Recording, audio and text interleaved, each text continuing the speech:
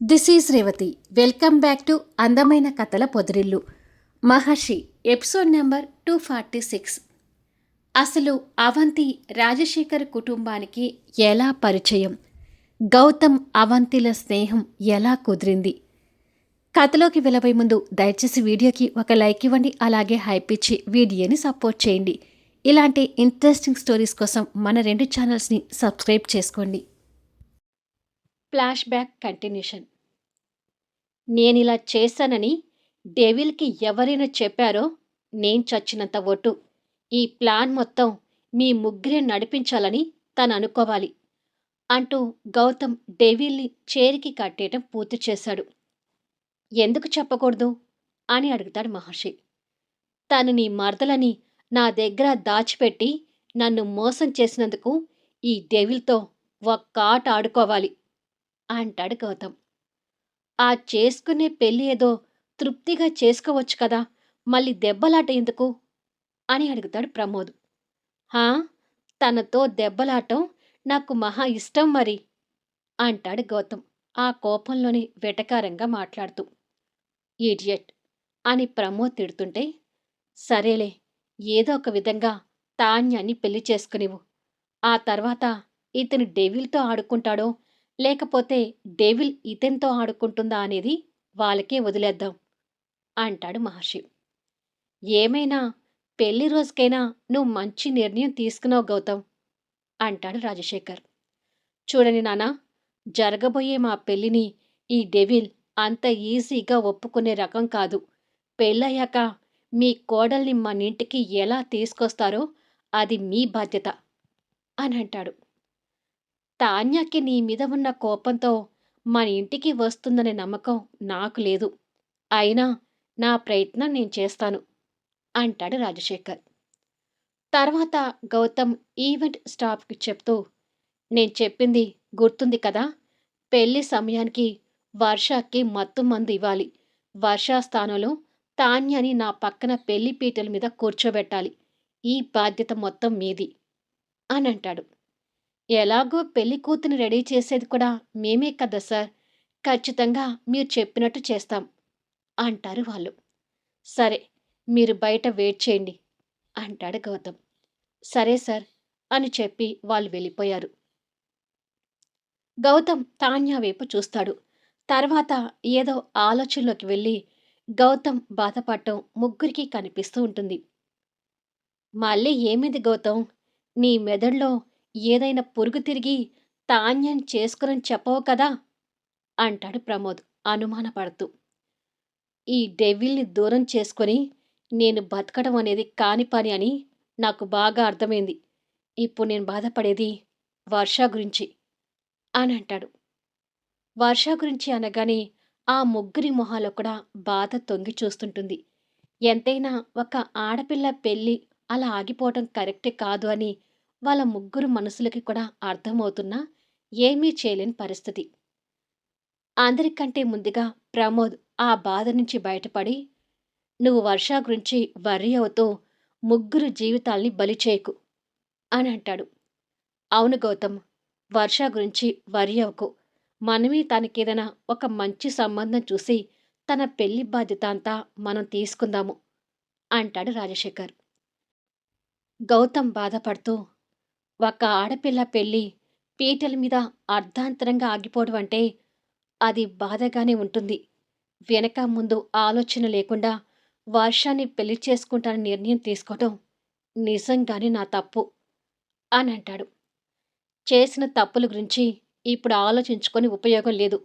ఇప్పటికైనా నువ్వు ఆ వర్షాన్ని తప్పిస్తూ తన జీవితాన్ని కూడా సేవ్ చేస్తున్నావని అనుకో అంటాడు మహర్షి. అవును, ఇష్టం లేకుండా వర్షాన్ని పెళ్లి చేసుకొని తనని బాధ పెట్టే కంటే వర్ష పెళ్ళి ఈ విధంగా ఆగిపోవటం చాలా బెటర్ అంటాడు ప్రమోద్. వర్ష బాధ్యత అంతా మనం తీసుకుందామని అంటున్నాం కదా, ఇక వర్ష గురించి ఆలోచించడం వదిలేసి జరగబోయే మీ పెళ్లికి సిద్ధంగా ఉండు అంటాడు రాజశేఖర్. సరే అని గౌతమ్ డెవిల్ వైపు చూస్తాడు. మత్తులో ఉన్న డెవిల్ ముఖం కుర్చీకి ఆనుకొని వేలాడుతూ కనిపిస్తుంది. ముందు తన్ని అలా జాలిగా చూసి తర్వాత తన మీద ఎప్పటిలా కోపం తెచ్చుకుంటూ తన 2 బుగ్గలు గట్టిగా కోపంతో నొక్కి పట్టుకుంటాడు. అది చూసి రాజశేఖర్, ప్రమోద్ కంగారు పడుతుంటారు.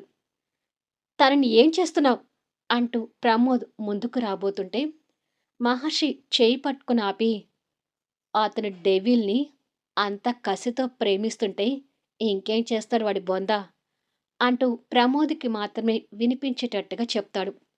మహర్షి మాటలు విని ప్రమోద్ అటువైపుగా చూసేసరికి గౌతమ్ కసిగానే తన 2 బుగ్గలు నొక్కి పట్టుకొని, నా నుంచి దూరంగా వెళ్ళిపోవాలనుకున్నవా డెవిల్? నేను బతికి ఉండగా నీకా ఛాన్స్ ఇస్తానని ఎలా అనుకున్నావు? నువ్వు నా నుంచి దూరం కావడం అనేది అసంభవం. నువ్వు నా టార్చర్ అనుభవిస్తూ నాతో చావాల్సిందే. ఈ జన్మకి నిన్ను వదిలేది లేదు. I hate you. I hate you devil అని కోపంతో కసిగా తిడుతూనే తన నుదిటిన మళ్ళీ ప్రేమగా ముద్దాడుతుంటాడు.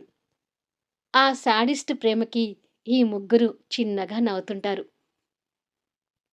గౌతమ్ అలా ముద్దాడుతూ ఉంటే తాన్య కాస్త తెలివిలోకి వస్తున్నట్టుగా అనిపిస్తూ ఉంటుంది.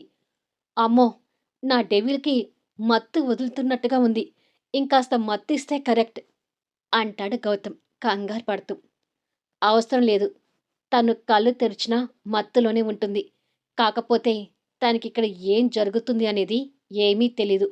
నువ్వు కాస్త కనపడకుండా తనకు పక్కగా ఉండు అంటాడు మహర్షి. సరే అని గౌతమ్ దూరంగా వెళ్తాడు. తాన్య కళ్ళు తెరిచి ఆ ముగ్గురిని చూస్తుంటుంది. కానీ తనకసలు తెలివి లేదు. మహర్షి తాన్య ఫోన్ నుంచి అవంతికి ఫోన్ కలిపి తన దగ్గరకొచ్చి, నేను చెప్పినట్టు చేస్తావా అంటూ తాన్యని అడుగుతాడు. ఒక రకమైన మత్తులో ఉన్న తనకి ఆ మాటలు అర్థమవుతూ సరే అన్నట్టుగా తల ఊపుతుంది. మహర్షి చెప్పినట్టుగా తాన్య అవంతితో మాట్లాడుతూ, నేను ఊరికి వచ్చానక్కా, నా గురించి కంగారు పడకు, ఇక ఉంటాను అని చెప్పి ఫోన్ పెట్టేస్తుంది. అక్కడ ఉన్న అవంతి అది విని చెల్లెలు నిజంగానే ఊరికి పోయిందని భ్రమలో ఉండిపోతుంది. ఆ తర్వాత ఇంటికి వచ్చిన మహర్షి చాలా హుషారుగా ఉండటం, అవంతితో రొమాంటిక్‌గా ఉండటం గౌతమ్ పెళ్లికి ముందు ప్రీవియస్ కథలో చూశాము. ఇది జరిగింది అంటూ గౌతమ్ అతని ప్రేమ మనసుని డెవిల్ ముందు పెట్టాడు. గౌతమ్ మాటల్ని అప్పటి వరకు తాన్య షాకింగ్‌లా వింటుంది. మన పెళ్లి కాగానే నిన్ను ఇంటికి తీసుకొని రమ్మని మా నాన్నకి చెప్పాను. కానీ నువ్వు రానంటే రానని చెప్పేసి ఇక్కడికి చేరుకున్నావు. పెళ్లి మండపం నుంచి కోపంగా వెళ్ళిపోయిన నేను నువ్వు వస్తావని ఎదురు చూస్తూ ఇంట్లో కూర్చుంటే నువ్వు చెప్తే తప్ప తాన్య ఇక్కడికి వచ్చేలాగా లేదని మా నాన్న వచ్చి నాకు చెప్పాడు. ఏదో ఒక రకంగా మన పెళ్లి అయినా నువ్వు రాకపోవడం చూసి నాకింకా కోపం కలిగింది. ఓ 2-3 రోజులు బెట్టు చేసి మీ బావగారి ఇంట్లో ఉన్న తర్వాత వస్తావులే అని నీకోసం ఎదురు చూశాను. కానీ నువ్వేం చేశావు? కాంతమ్మని తీసుకొని పోయి పనికిమాలిన ఒక వీధిలో రూమ్ తీసుకుని ఉన్నావు. అక్కడికి కూడా నీ మీద చాలా కోపం వచ్చింది. నిన్ను చూడటం కోసమే పదే పదే ఆ వీధిలోకి వచ్చేవాణ్ణి. కావాలని నీ రూమ్ ముందు నా కారు ఆపి నా కార్‌కి ట్రబుల్ వచ్చినట్టుగా అబద్ధమాడి నీ నుంచి సహాయం తీసుకున్నాను. ఎలాగైనా నిన్ను ఇంటికి రప్పించాలనే ప్రయత్నంలోనే ప్రతిదీ చేశాను. ఉద్యోగం లేకపోతే చచ్చినట్టు నువ్వు నా దగ్గరికి వస్తావులే అనుకుని నీకు ఎక్కడా ఉద్యోగం కూడా రానివ్వకుండా చేశాను. కానీ నువ్వేం చేశావు? హోటల్లో వెయిటర్‌గా జాబ్ సంపాదించి అడ్డమైన వాళ్ళతో మాటలు పడుతూ నా కంట పడ్డావు. ఇక నాకు అక్కడే అవకాశం దొరికిందనుకొని నిన్ను లాక్కుపోయి ఇంట్లో పడేశాను. ఇవన్నీ నేను నీ మీద కోపంతోనే ప్రవర్తించాను. కానీ అంతకంటే ఎక్కువ ప్రేమతో కూడా ప్రవర్తించాను. మీ బావగారికి మరదలనే విషయం నా దగ్గర దాచిపెట్టినందుకు నీ మీద భరించలేని కోపంగా ఉన్నా, నిన్ను జన్మకి దూరం చేసుకోకూడదు అనుకొని ఇవన్నీ చేస్తూ వచ్చాను. అంత కోపంలో కూడా నీ కోసం పరితపించిపోయి ఇన్ని చేస్తూ వచ్చిన నేను నీకు విడాకులిచ్చి ఎలా దూరం చేసుకుంటాననుకున్నావు అని అంటాడు. ఆ మాటల్ని ఇంకా ఆశ్చర్యంగా వింటుంది. నిజమే. నీకు విడాకులు ఇస్తానన్న మాట నిజమే. నీకు నా మీద అక్కడే మండిందని నాకు తెలుసు. అది నిన్ను బెదిరించటానికే గాని నిజం చేయటానికి కాదు.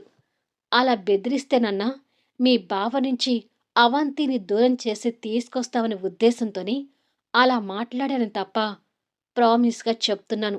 నిజంగా నీకు విడాకులిచ్చే ఉద్దేశం నాకు లేదు అని నిజాయితీగా చెప్తాడు. గౌతమ్ చెప్పే ప్రతి ఒక్క మాట డెవిల్‌కి ఆశ్చర్యంగా ఉంటుంది. స్నేహితురాలి కోసం విడాకులంటూ బెదిరించాలా అనే క్వశ్చన్ నీకు రావచ్చు. కానీ మీ బావగారు దేవుడు అని తెలియక అవంతి చాలా బాధలు పడుతుందని భ్రమలో ఉండిపోయాను.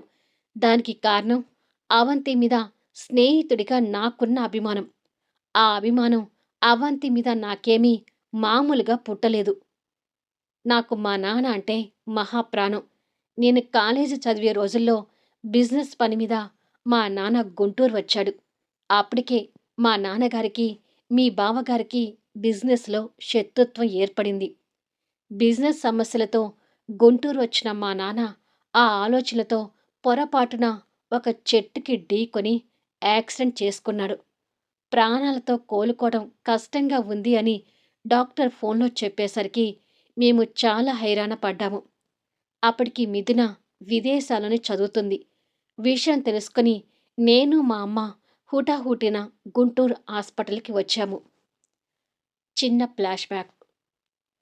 యాక్సిడెంట్ అయిన రాజశేఖర్ గారికి ఆపరేషన్ థియేటర్‌లో ట్రీట్మెంట్ జరుగుతూ ఉంటే గౌతమ్, సుచరిత ఆ రూమ్ బయట కంగారు పడుతూ ఏ క్షణం ఏం వినాల్సి వస్తుందేమోనని భయపడుతూ డాక్టర్ కోసం ఎదురు చూస్తుంటారు. కొద్దిసేపటికి డాక్టర్ బయటికి రాగానే ఇద్దరు డాక్టర్ దగ్గరికి వెళ్తారు. ఎలా ఉంది డాక్టర్ మా నాన్నకి అని అడుగుతాడు గౌతమ్. చనిపోతాడనే వ్యక్తి ప్రాణాలతో కోలుకుంటున్నాడు అని డాక్టర్ సంతోషంగా చెప్పాడు. అది విని ఈ ఇద్దరు కూడా సంతోషపడుతుంటారు. మా నాన్నని ప్రాణాలతో కాపాడినందుకు థ్యాంక్ యూ డాక్టర్ అంటాడు గౌతమ్ సంతోషపడుతూ. ఈ థ్యాంక్స్ చెప్పాల్సింది నాకు కాదు, అదిగో ఆ అమ్మాయికి అంటూ ఆ డాక్టర్ దూరంగా మిడిల్ క్లాస్ అమ్మాయిలా లంగా ఓణిలో కనిపిస్తున్న అవంతిని చూపిస్తాడు. కాస్త దూరంలో ఉన్న అవంతి డాక్టర్ చెప్పింది విని సంతోషపడుతూనే అమాయకంగా వారిని చూస్తుంటే గౌతమ్, సుచరిత తన్ని ఆశ్చర్యంగా చూస్తుంటారు. ఇలా రామ్మా, సహాయం చేసి అలా దూరంగా ఉంటావెందుకు అని డాక్టర్ అవంతిని పిలుస్తాడు.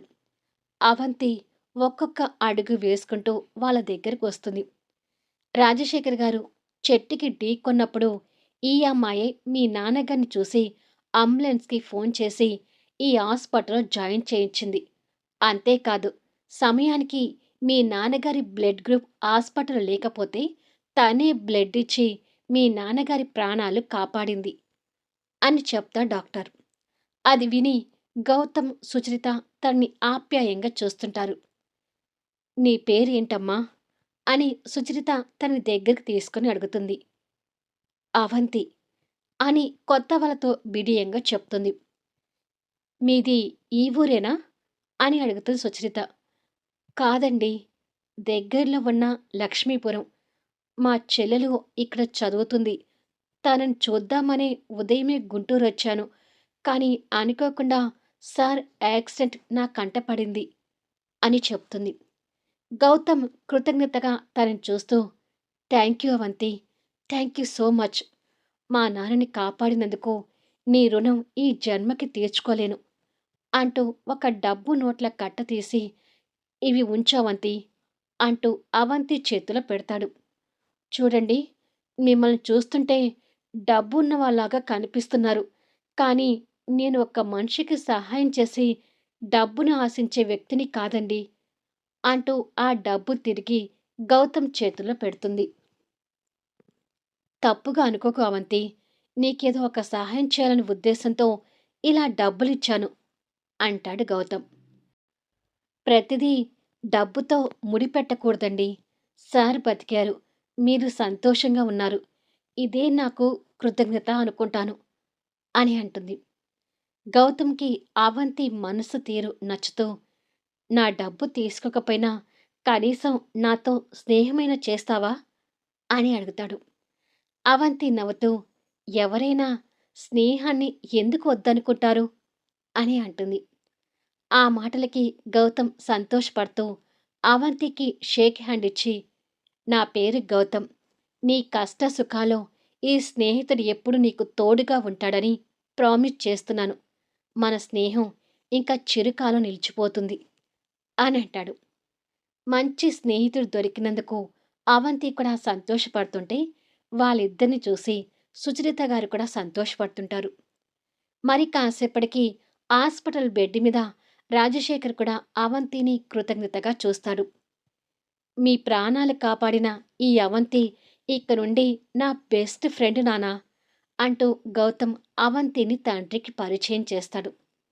వాళ్ళ స్నేహాన్ని చూసి రాజశేఖర్ కూడా సంతోషపడుతూ అలా రాజశేఖర్ గారికి కూడా అవంతి మీద అభిమానం కలుగుతుంది. ప్రెసెంట్ అలా అవంతి మీద నేనే కాదు మా కుటుంబం మొత్తం కూడా అభిమానం పెంచుకున్నాము అని అంటాడు గౌతమ్. మళ్ళీ నెక్స్ట్ వీడియోలో కలుద్దాం. అంతా విన్నాక డెవిల్ రెస్పాన్స్ ఏంటి? గౌతమ్, తాన్య ఇక కలిసినట్టేనా? ఇక్కడే వాళ్ళకి శోభనం జరగాలనే అవంతి కోరిక నెరవేరుతుందా? ఇక వెంకట మిథున మధ్య రాబోయే సన్నివేశాలేంటి? అన్ని జంటల మధ్య ఆసక్తికరంగా సాగే కథా వీడియోస్ని మిస్ కాకుండా చూడండి. కథ నచ్చితే దయచేసి లైక్ చేయండి, హైప్ ఇవ్వండి, మీ అమూల్యమైన కామెంట్స్ షేర్ చేయండి. Thank you for లీజనింగ్.